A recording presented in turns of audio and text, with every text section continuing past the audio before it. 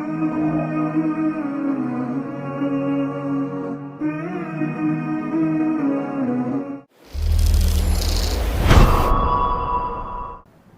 الحمد لله نحمده ونستعينه ونستغفره ونعوذ بالله من شرور أنفسنا ومن سيئات أعمالنا من يهده الله فلا مضل له ومن يضلل فلا هادي له أشهد أن لا إله إلا الله وحده لا شريك له وأشهد أن محمدًا عبده ورسوله صلوات الله وسلامه عليه وعلى آله وأصحابه ومن تبعهم بإحسان إلى يوم الدين أما بعد. Ang lahat ng pagpupuri, pasasalamat at pagbabalik loob ay nauuko lamang kay Allah subhanahu wa ta'ala. Pinupuri natin ang Allah subhanahu wa ta'ala at kay Allah subhanahu wa ta'ala tayo ay umaasa at humihingi ng tulong. Tayo ay magpakupkup kay Allah mula sa kasamaan ng ating mga sarili at kasamaang dulot ng ating mga pagsuway sa Kanya.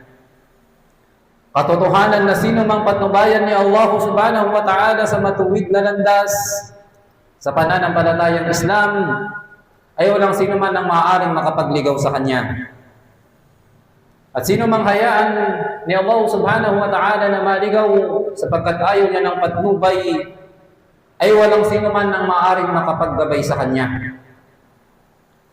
Tayo ay sumasaksi na walang ibang Diyos na karapat dapat sambahin ni lamang ang Allah subhanahu wa ta'ala, siya lamang at wala siyang katambal. At tayo rin ay sumasaksi na si Propeta Muhammad sallallahu alaihi wasallam ay alipin at huling sugo ni Allah subhanahu wa ta'ala. Nawa ang pagpapala, kapayapaan at pagpugay ni Allah ay mapasa ating mahal na Propeta Muhammad sallallahu alaihi wasallam, sa kanyang mga pamilya, sa kanyang mga sahaba, at sa lahat ng mga Muslim na tumahak sa matuwid na landas hanggang sa huling araw. Mga kapwa ko alipin ng Allah subhanahu wa ta'ala, mga kapatid sa pananampalatayang Islam, pinapayuhan ko ng aking sarili at gayon din kayo na matakot kay Allah subhanahu wa ta'ala.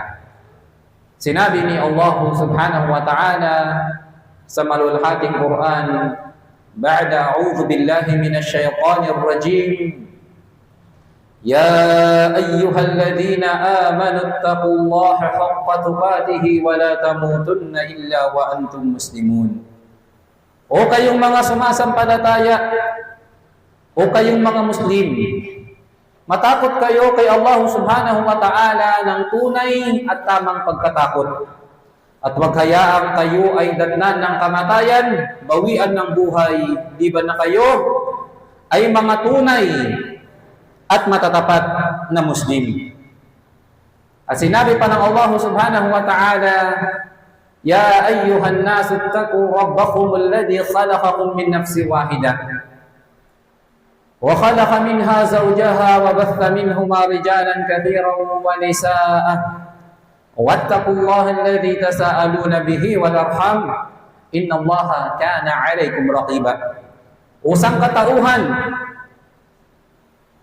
katakutan ninyo ang inyong Panginoon na si Allah na siyang lumikha sa inyo mula sa unang tao, ang ating ama na si Adan alayhis salam. At mula sa kanya ay nilikha ang kanyang asawa, ang ating ina na si Eva alayhis salam. At mula sa kanilang dalawa ay lumabas ang maraming mga kababaihan, maraming mga kalalakihan at maraming mga kababaihan. Matakot kayo kay Allah na kung saan sa pamamagitan niya ay nahihiling ninyo ng pantay ang inyong mga karapatan. Matakot kayo kay Allah at huwag ninyong putulin ang mabuting pakikipag-ugnayan sa inyong mga kamag-anak. Tunay na Allah subhanahu wa ta'ala ay lagi nang nakamasid at nakababatid sa lahat ng inyong mga ginagawa. Sinabi pa ng Allah subhanahu wa ta'ala, Ya ayyuhalladhina amanu ittaqullaha wa qulu qawlan sadida يصلح لكم أعمالكم ويغفر لكم ذنوبكم ومن يطع الله ورسوله فقد فاز فوزا عظيما.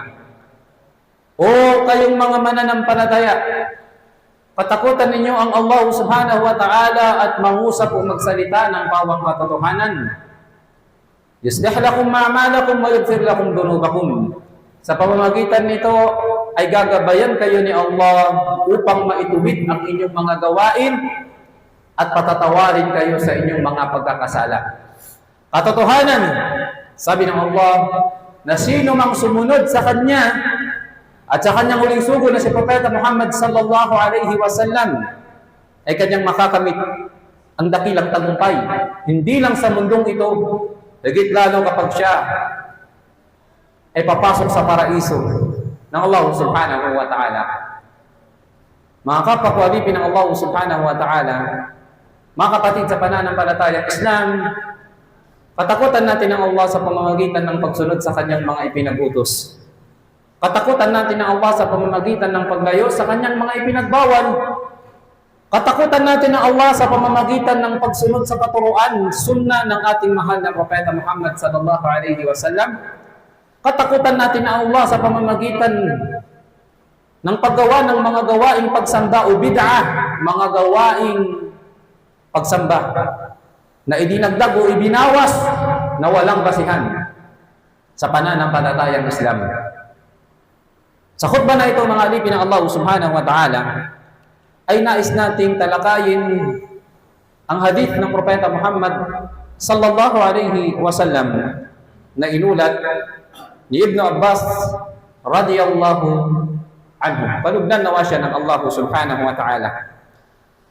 Ang sabi niya, an Abdullah bin Abbas radiyallahu anhu maqal, si Abdullah ibn Abbas radiyallahu anhu ay nagsabi, kalugdan nawa siya ng Allah subhanahu wa ta'ala, kuntu khalfa Rasulullah sallallahu alaihi wasallam yawman faqala, sinabi niya, isang araw, ako sabi niya ay nasa likuran ng mahal na Propeta Muhammad sallallahu alaihi wasallam. At siya ay nagsabi sa akin, ya ghulam, inni uallimuka kalimat. O binata, ituturo ko sa iyo ang ilang mga mahahalagang salita. Ang Propeta Muhammad sallallahu alaihi wasallam magtuturo ng mahalagang payo. Paalala kay Ibn Abbas. Sa mga panahon na ito, nakasama niya ang Rasulullah sallallahu alaihi wasallam at siya ay nasa murang edad pa lamang. Sabi ng Rasulullah sallallahu alaihi wasallam, o binata, ituturo ko sa iyo ang ilang mga mahalagang bagay o payo. At ang payong ito, mga alipin ng Allah subhanahu wa ta'ala, payo ng Rasulullah sallallahu alaihi wasallam kay Abdullah ibn Abbas, payo na kung saan kinakailangan din ng kamusliman sa mga panahon na ito. Ang sabi ng Rasulullah sallallahu alaihi wasallam, ano yung mga mahalagang salita? Payo na ito ni Propeta Muhammad sallallahu alaihi wasallam kay Abdullah ibn Abbas, na mahalagang payo rin na dapat nating malaman at may sa buhay mga alipin ng Allah subhanahu wa ta'ala. Pakinggan natin mga alipin ng Allah. At habang pinapakinggan natin ang mga payo ng Rasulullah sallallahu alaihi wasallam, isipin natin na tayo ay pinapayuhan ng Rasulullah sallallahu alaihi wasallam. Habang nakikinig tayo sa khutbah na ito, ay subukan natin kumuha ng aral sa mga mahalagang payo ng Rasulullah sallallahu alaihi wasallam. Ang sabi ng Rasulullah sallallahu alaihi wasallam, ihfadillaha, sabi ng Propeta sallallahu alaihi wasallam, ihfadillah yahfad. Ingatan mo, sabi niya, ang Allah subhanahu wa ta'ala at iingatan ka ng Allah. Ingatan mo, sabi niya, ang Allah subhanahu wa ta'ala at tiyak na iingatan ka rin ng Allah subhanahu wa ta'ala. Ihfadillah tajidhu tujah. Ingatan mo ang Allah at matatagpuan mo siya sa iyong harapan. Ingatan mo ikaw ang Allah at matatagpuan mo siya sa iyong harapan. Idza sa'alta fas'alillah. Kung ikaw ay hihingi, ay humingi ka lamang kay Allah subhanahu wa ta'ala. Kung ikaw ay hihingi, ay humingi ka kay Allah subhanahu wa ta'ala. Wa idza ista'anta fasta'in billah. At sabi ng Rasulullah sallallahu alaihi wasallam, at kapag ikaw, sabi niya, ay aasa, hihingi ng tulong, ay umasa ka at humingi ka ng tulong kay Allah subhanahu wa ta'ala. Wa'lam anna al-ummata law ijtama'at ala ay yanfa'uka bi shay'. At alamin mo, sabi ng Rasulullah sallallahu alaihi wasallam, na kahit ang buong sangkatauhan, lahat ng mga nilikha ng Allah subhanahu wa ta'ala ay magsama-sama at magkaisa silang lahat upang gumawa ng kabutihan o kapakinabangan sa iyo, lam yanfa'uka illa bi syai'in kad kataballahu lak, ay hindi ka nila mabibigyan ng kabutihan ng pakinabang maliban na lamang sa kung ano ang itinakda ng Allah subhanahu wa ta'ala para sa iyo. Maliban na lamang sa kung ano ang itinakda ng Allah subhanahu wa ta'ala para sa iyo. Wa in ijtama'u ala ay yadurruka bi shay'. At kung silang lahat naman, ang lahat ng sangkatauhan, mga nilikha ng Allah subhanahu wa ta'ala ay magtipon-tipon at magsama-sama upang gumawa sa iyo ng anumang uri ng kasamaan at kapinsalaan, lam yadurruka illa bi syai'in kad kataballahu alayk, ay hindi kanila magagawang pinsalain maliban na lamang sa kung ano ang itinakda ng Allah subhanahu wa ta'ala para sa iyo. Rufi'atil aqlam wa jaffatis suhuf. Ang mga panulat ay naitaas, ang mga panulat ay naitaas na, at ang mga pahina ay natuyo na. Ibig sabihin, lahat ay naitakda na ng Allah subhanahu wa ta'ala. Mga alipin ng Allah subhanahu wa ta'ala, mga kapatid sa pananampalatayang Islam, pakinggan natin ang pagpapaliwanag ng ating mga ulama sa hadith na ito ng Rasulullah sallallahu alaihi wasallam. At nawa, tayong lahat na narito sa loob ng masjid ay makinabang sa napakahalagang paalalang ito ng Rasulullah sallallahu alaihi wasallam. Sinabi niya, ya gulam, inni u'allimuka kalimat. Sabi ni Propeta Muhammad sallallahu alaihi wasallam kay Abdullah ibn Abbas na siya ay nasa murang edad pa lamang, sabi niya, ituturo ko sa iyo ang mga mahahalagang salita o paalala. Mga kapatid, sa pananampalatayang Islam, sa murang edad ni Abdullah ibn Abbas radiyallahu anhu, sa kanyang kabataan pa lamang, ang unang-unang aral na mapupulot natin dito, mga alipin ng Allah, ang Propeta sallallahu alaihi wasallam, maging ang mga kabataan pa lamang sa panahon niya, ay tinuturuan niya na ng tamang pananampalataya. Tinuturuan niya na ng tamang pananampalataya na naayon sa Islam, na siyang ating dapat gawin sa panahon nating ito. Napakaraming mga kabataang Muslim ang nalilihis ng landas sapagkat hindi sila nabibigyan ng paalala ng kanilang mga magulang. O di kaya ay dahil sa kapabayaan ng mga magulang, hinahayaan na lamang nila ang kanilang mga anak sa murang edad na gawin kung ano man ang nais nilang gawin, na kahit pa ito ay sumasalungat sa katuruan ng pananampalatayang Islam.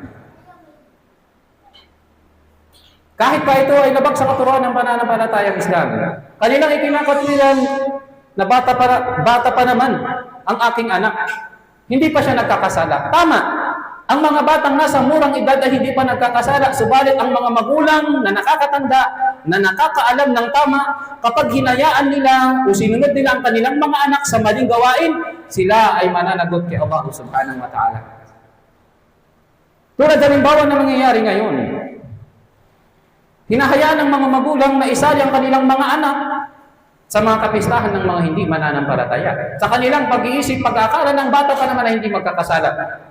Subalit ang katotohanan, sila ang nagkakasala sa harapan ng Allah dahil sa pagbababaya nila sa kanilang mga anak na nasa murang edad pa lamang. Mga alipin ng Allah subhanahu wa ta'ala, paalala para sa atin na habang bata pa Ang ating mga anak, ang mga kabataan ngayon ay simulan na natin silang disiplinahin at turuan ng tamang paniniwala sa Islam. Dahil pag lumaki sila sa maling gawain at nakasanayan na yan, ay mas magiging mahirap para sa atin na disiplinahin sila kapag sila ay nasa tamang gulang na. Unang aral, mga alipin ng Allah subhanahu wa ta'ala. At alam ba natin na sa hadith na ito ng Rasulullah sallallahu alaihi wasallam ay matututunan din natin ang kaisahan ng Allah subhanahu wa ta'ala. Ang pagtitiwala kay Allah subhanahu wa ta'ala. Ang paniniwala sa mga itinakda ng Allah subhanahu wa ta'ala, mabuti man ito o masama. Naturuan tayo ng tamang pananampalataya sa pamamagitan ng paalalang ito ng Rasulullah sallallahu alaihi wasallam kay Abdullah ibn Abbas radiyallahu anhu. Ihfadillah yahfaduk. Sabi niya, ingatan mo ang Allah subhanahu wa ta'ala at iingatan ka ng Allah subhanahu wa ta'ala. Ingatan mo ikaw ang Allah at iingatan ka ng Allah subhanahu wa ta'ala. Ang sabi ni Imam An-Nawawi rahimahullah sa salitang ito ng Rasulullah sallallahu alaihi wasallam, sabi niya, ang pag-iingat daw ika ng Allah, ang pag-iingat sa Allah, sabi niya, ay ang pagsunod sa kanyang mga utos at paglayo sa kanyang mga ipinagbabawal. Ito daw ika ang pag-iingat natin kay Allah subhanahu wa ta'ala. Hindi yung literal na ingatan natin ng Allah dahil nasa pangalan siya. Hindi yung mga alipin ng Allah. Bakos ang tinutukoy rito, iingatan natin ang Allah subhanahu wa ta'ala sa pamamagitan ng pagsunod sa kanyang mga ipinag-uutos at paglayo sa anumang ipinagbawal sa atin ng Allah subhanahu wa ta'ala. Sapagkat sabi ni Ibn Rajab rahimahullah, ang gantimpala, sabi niya, ay nakadepende sa ating mga gawa. Kapag iningatan ng alipin, sabi niya, ang kanyang Panginoon na si Allah, sinunod niya ang Allah, iniwasan niya ang ipinagbawal ni Allah, ay iingatan din siya ng Allah subhanahu wa ta'ala. Sa anong paraan? Iingatan siya ng Allah subhanahu wa ta'ala sa kanyang relihiyon. Magiging matatag siya sa Islam bilang isang Muslim, sa kanyang pangangatawan, sa kanyang pamilya, at sa kabuuan ng kanyang pananampalataya. Ito ang magiging bunga, mga alipin ng Allah. Kapag iningatan natin ang Allah sa pamamagitan ng pagsunod sa kanyang mga ipinagutos at paglayo sa kanyang mga ipinagbabawal. Iingatan daw tayo ng Allah. Ang ating pananampalataya, gagawin tayong matatag bilang mga Muslim, maging ang ating mga pamilya. At sabi ni Abdullah ibn Mas'ud radiyallahu anhu, sabi niya, ihfadillah fir raqa yahfaduka fish shaddah. Sabi niya, ingatan mo ang Allah subhanahu wa ta'ala sa mga panahon ng iyong kaginhawaan. Ingatan mo ang Allah sa panahon ng iyong kaginhawaan at katotohanan na iingatan ka ng Allah sa panahon ng iyong kahirapan. Ingatan mo ang Allah sa mga panahong nasa maayos na kalagayan ka, nasa kaginhawaan ka. At tiyak, sabi niya, na iingatan ka rin ng Allah sa mga panahon na kailangan mo ng tulong, sa panahon ng kagipitan, sa panahon ng matinding pangangailangan. Pangatlo, ihfadillah tajidhu tujahak. Ingatan mo, sabi niya, ang Allah at matatagpuan mo ang Allah subhanahu wa ta'ala na siya ay nasa iyong harapan. Anong ibig sabihin nito, mga alipin ng Allah? Makikita mo ba ang Allah? Hindi, mga alipin ng Allah. Hindi yun ang tinutukoy dito, mga alipin ng Allah, dahil walang sino man sa atin ang maaaring makakita kay Allah sa ibabaw ng mundo ito. Bagkus ang tinutukoy rito, sabi ni Imam An-Nawawi at ni Ibn Rajab, sabi ni Imam An-Nawawi, matatagpuan mo ang tulong at gabay sa iyo ng Allah subhanahu wa ta'ala at ang pag-alalay sa iyo ng Allah subhanahu wa ta'ala. Sabi ni Imam An-Nawawi, matatagpuan mo ang tulong, gabay at pag-alalay sa iyo ng dakilang tagapaglikha. At sabi ni Ibn Rajab, ito sabi niya ay espesyal na maiya. Kasama ng Allah, ang ibig sabihin, sabi niya, hindi sa pamamagitan ng pisikal na makakasama mo sa iyong harapan ng Allah, makikita mo ang Allah sa iyong harapan. Hindi yun ang tinutukoy, sabi ni Ibn Rajab, bagkus sabi niya, kundi sa tulong ng Allah, tagumpay at pag-iingat ng Allah subhanahu wa ta'ala sa iyo. Allahu Akbar! Inna Allaha ma'al ladina taqaw. Ang sabi ng Allah subhanahu wa ta'ala, katotohanan ng Allah subhanahu wa ta'ala, kasama niya yaong mga mananampalataya na nagkaroon ng tunay na takot kay Allah subhanahu wa ta'ala. Mga kapatid, sa pananampalatayang Islam, ito ang bunga, kabutihang maidudulot kapag iningatan natin ang kautusan ng Allah subhanahu wa ta'ala. Pang-apat, ida sa'alta fas'alillah. At kung ikaw, sabi niya, ay hihingi, ay humingi ka lamang kay Allah subhanahu wa ta'ala. Nakakalimutan ito ng marami sa atin ngayon. Sa oras ng kanyang problema, o may trahedyang dumating sa kanya, kung saan-saang tao siya, humihingi ng tulong. O kung ano-anong mga ginagawang mga kapamaraanan para masolusyonan ang kanyang problema, na mas lalong nagiging sanhi ng paglala ng kanyang problema. Na nakakalimutan natin minsan na ang unang-unang dapat lapitan, hingian ng tulong ng isang mananampalatayang Muslim, ay walang iba, kundi ang Allah na siyang may kakayahang solusyonan ng anumang problema meron tayong mga alipin ng Allah subhanahu wa ta'ala. Ida, sa'alta fas'alillah, kapag humingi ka ng tulong kay Allah subhanahu wa ta'ala. At sabi ni Imam An-Nawawi rahimahullah, ang paghingi ng tulong kay Allah ay kabilang sa mga pundasyon ng pagsamba sa Kanya. Opo mga alipin ng Allah, kapag tayo ay nananalangin at humihingi ng tulong kay Allah, ito ay uri ng pagsamba kay Allah. Lianna ad-du'a wal ibadah. Ang sabi ng Rasul sallallahu alaihi wasallam, katotohanan na ang panalangin mismo, yung pananalangin natin kay Allah, kahit wala pa yung pagtugon ng Allah, yun mismo ay dakilang pagsamba kay Allah subhanahu wa ta'ala. Sinabi ni Ibn Rajab, ang sino mang umasa sa sarili lamang ay tiyak na mapapahamak, at ang sino mang umasa sa Allah subhanahu wa ta'ala ay tunay na gagabayan siya ng Allah subhanahu wa ta'ala. Kaya ito sabi niya, sa Suratul Fatiha, Iyyaka na'budu wa iyyaka nasta'in. Ito yung diwa ng pagsasabi natin sa ating mga salat. Sa Suratul Fatiha, Iyyaka na'budu wa iyyaka nasta'in. Ano ba natin ang ibig sabihin nito mga alipin ng Allah? Sinasabi natin, O Allah, ikaw lamang ang aming sinasamba. Wala nang iba. Wa iyyaka nasta'in. At katotohanan niya, Allah, ikaw lamang po ang aming hinihingian ng tulong. Sa iyo lamang kami umaasa. Ito yung ibig sabihin, sabi ni Ibn Rajab. Ito yung diwa ng ating binabanggit sa Suratul Fatiha, Iyyaka na'budu wa iyyaka nasta'in. Ya Allah, ikaw lamang ang aming sinasamba, wala nang iba, at kayo lamang po ang aming hinihingan ng tulong. Kaya sabi ni Umar ibn Khattab radiyallahu anhu, sabi niya, la ahmilu hammal ijabah, walakin uhmilu hamma. Sabi niya, hammad du'a. Sabi niya, hindi ko dinadala ang bigat ng pagtanggap ng aking dua. Bagkus sabi niya, ang bigat ng paggawa ng dua. Ito yung importante sa kanya. Hindi yung tugunin agad ng Allah ang kanyang dua. Bagkus yung mismong pananalangin niya kay Allah subhanahu wa ta'ala, ito ay mabigat na uri ng pagsamba kay Allah subhanahu wa ta'ala.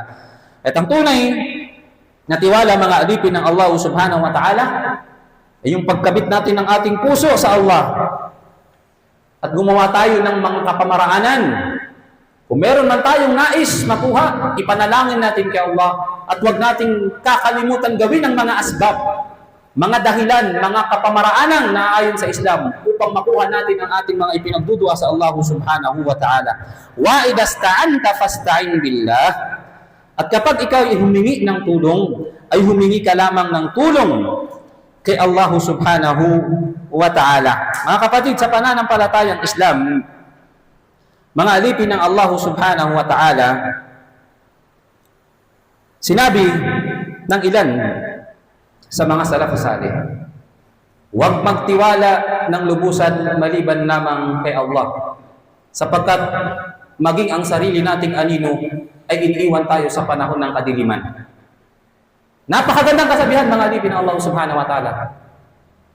Huwag daw tayong magtiwala ng lubusan maliban lamang sa ating tagapaglikha na si Allah subhanahu wa ta'ala. Maging sapagkat tayo mismo sa ating mga sarili, ang ating anino mismo iniiwan tayo sa kapanahon ng kadiliman. Paano pa kaya ang mga tao kapag inilaan natin sa kanila ng lubusan ng ating pagtitiwala?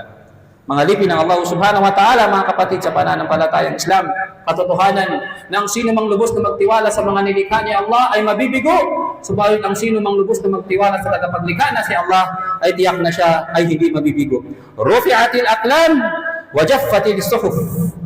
Sabi ng Rasul sallallahu alaihi wasallam, ang mga panulat ay naitaas na at ang mga pahina ay natuyo na. Ang ibig sabihin nito, sabi ni Imam An-Nawawi rahimahullah sa kanyang syarh, pagpapaliwanag sa hadith na ito ng Rasul sallallahu alaihi wasallam, patunay, sabi niya, naganap na ang kaalaman at pagtatakda ng Allah subhanahu wa ta'ala. Naitakda na ng Allah subhanahu wa ta'ala ang lahat ng anumang mangyayari sa atin dito sa ibabaw ng mundong ito. Mabuti man yan o masama, yan ay nalalaman ng Allah. Yan ay itinakda ng Allah, hindi yan mangyayari, hindi ba na lamang kung itakda sa iyo ng Allah subhanahu wa ta'ala. Kaya sabi ni Abdullah ibn Mas'ud radiyallahu an, al-yakin an ta'lam anna ma akhta'aka, sabi niya, makhta'aka lam yakun yusibaka. Sabi niya, ang katiyakan, sabi niya, ay ang malaman mo na hindi darating sa iyo kailanman ang isang bagay, maliban na yan ay itinakda sa iyo ng Allah subhanahu wa ta'ala. At ganun din na anumang nakatakda sa iyo ay tiyak na darating sa iyo sa ayaw mo man o sa gusto. Ay mga alipin ng Allah subhanahu wa ta'ala, sabi ni Abu Darda radiyallahu an, man radiya biqada'illah araha Allahu kalbah. Sabi niya, ang sino mang masiyahan sa mga itinakda sa kanya ng Allah subhanahu wa ta'ala ay magiging panatag, magagawing panatag ng Allah subhanahu wa ta'ala ang kanyang puso. Barakallahu li wa lakum fil Qur'anil Karim wa nafa'ni wa iyyakum bima fihi min al-ayati wa dhikril hakim. Aqulu ma tasma'un nastaghfiruhu innahu huwal ghafurur rahim.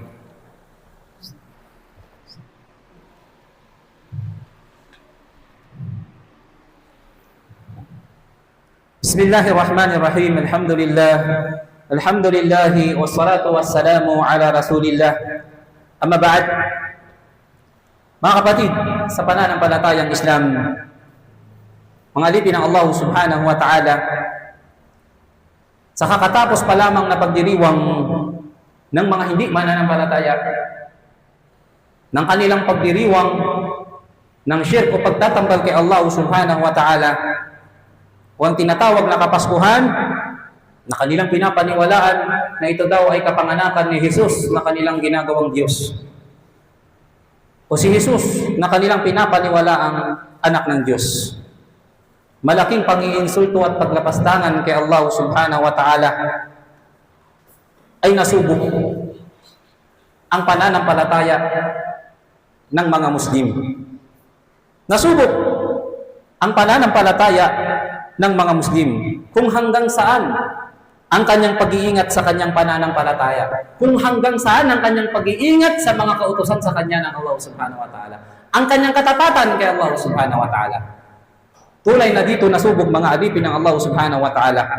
At saksi ang Allah subhanahu wa ta'ala na nakarating sa atin ng napakaraming mga paalala, hindi lang sa khutbah, kundi sa mga pangaral ng ating mga ulama, na bago pa lamang dumating ang pagdiriwang na ito, ng natatanging pagdiriwang ng mga kufar, ay sila'y nagbibigay na ng maraming mga babala sa pag-iwas at pakikisali sa mga pagdiriwang na natatangi lamang sa mga hindi Muslim. Kaya ang sino mang nagsawalang bahala sa mga paalalang ito, ay marapat para sa kanya ang agarang pagbabalik loob kay Allah subhanahu wa ta'ala, sa pagkatunay na dinaya niya ang kanyang sarili at napabilang siya sa mga taong naglapastangan sa Allah subhanahu wa ta'ala sa mga panahon na yun. Kaya dalangin natin kay Allah subhanahu wa ta'ala ang gabay sa ating mga kapatid. Patawarin sila sa kanilang mga nagawang mga pagkakasala, tayong lahat. At kawayan tayo ng Allah subhanahu wa ta'ala sa matuwid na landas. At ang sinong mang Muslim na umiwas sa mga pagdiriwang na ito ng mga hindi mananampalataya, tunay na dapat niyang purihin ng Allah subhanahu wa ta'ala, sapagkat ito ay tanda ng kanyang pag-unawa sa kanyang pananampalataya, tanda ng kanyang pagkakaroon ng dangal bilang isang mananampalatayang Muslim, tanda ng gabay ng Allah subhanahu wa ta'ala, tanda ng pagmamahal sa kanya ng Allah subhanahu wa ta'ala. Kaya dapat niyang purihin at pasalamatan ng Allah subhanahu wa ta'ala. Kasunod ng kanilang mga pagdiriwang ng shirk, ay panibagong shirk na naman o pagtatambal sa Allah ang ipagdiriwang ng mga hindi mananampalataya. At ito yung pagdiriwang nila ng bagong taon o New Year. Pagdiriwang mga alipin ng Allah subhanahu wa ta'ala. Pagdiriwang na hinango mula sa mga paniniwala ng mga pagano, mga sumasamba sa mga Diyos-Diyosan, mga nagtatambal kay Allah subhanahu wa ta'ala. Pagdiriwang na kanilang inimbento, kathang-isip, at ginawang Diyos-Diyosan na nagngangalang Janus. Na dito hinamang salitang January, mga alipin ng Allah, na siyang simula ng kanilang pagdiriwang taon-taon. Taon-taon pinagdiriwang ng mga hindi mananampalataya. At kabilang sa kanilang paniniwala dito sa kanilang inimbentong Diyos-Diyosan na ito, mga alipin ng Allah subhanahu wa ta'ala, meron daw itong dalawang mukha. Sa harap, sa likod, at nalalaman daw niya ang mga nakalingid, nakaraan at ang mangyayari sa hinaharap. Wayadan billah, subhanallah. Ito ay matinding kasinungalingan, mga alipin ng Allah subhanahu wa ta'ala, sapagkat tanging ang Allah subhanahu wa ta'ala lamang ang bukod tanging nakababatid ng mga kaalamang nakalingid ng mga mangyayari sa hinaharap. At tayo, mga alipin ng Allah subhanahu wa ta'ala, ay patuloy na nagbibigay babala sa ating mga kapatid bilang pagmamalasakit at pagmamahal sa kanila. Dahil sa tindi ng kasalanan na maaaring makuha, kasadlakan ng isang mananampalatayang Muslim, kapag binaliwala niya ang mga paalalang ito. Mga alipin ng Allah subhanahu wa ta'ala, pagkalubnawa sa atin ng ating Panginoon, ang Allah subhanahu wa ta'ala, ang pagiging kontento sa Kanya bilang ating Panginoon. Sa Islam, bilang ating relihiyon. At kay Propeta Muhammad, bilang ating propeta. Bilang muharan ng ating pamumuhay, ng ating gawain para sa araw-araw. Walillahi al-izzatu walirrasul, walirrasulihi walilmu'minin, walakinnal munafiqina la ya'lamun.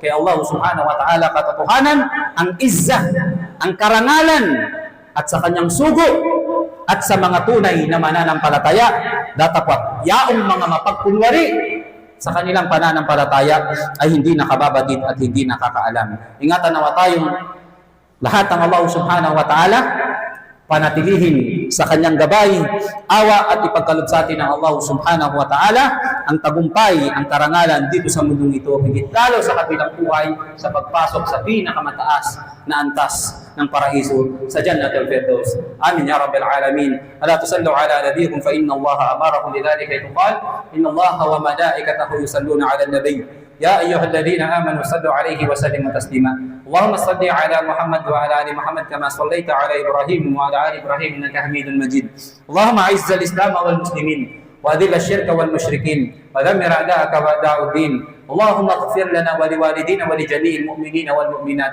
والمسلمين والمسلمات الأحياء منهم والأموات إنك سميع قريب مجيب الدعوات يا رب العالمين ربنا آتنا في الدنيا حسنة وفي الآخرة حسنة وقنا عذاب النار وادخلنا الجنة مع الأبرار يا عزيز يا جبار يا أرحم الراحمين اللهم بلغنا رمضان اللهم بلغنا رمضان اللهم بلغنا رمضان ربنا آتنا في الدنيا حسنة وفي الآخرة حسنة وقنا عذاب النار وادخلنا الجنة مع الأبرار يا عزيز يا جبار يا أرحم الراحمين سبحانك اللهم وبحمدك ونشهد أن لا إله إلا أنت ونستغفرك ونتوب إليك أقم الصلاة فإن الصلاة تنهى عن الفحشاء والمنكر